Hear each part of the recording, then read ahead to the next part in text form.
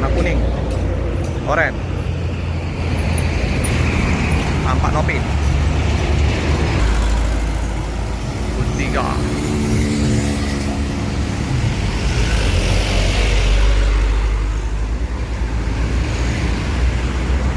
Apakah langsung just ke Jakarta? Kayaknya enggak ya, masuk Palembang ini. Ini masuk Palembang.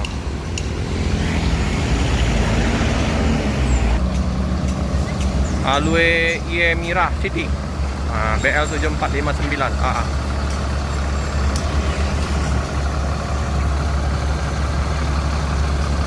Bedaknya lumayan tebal.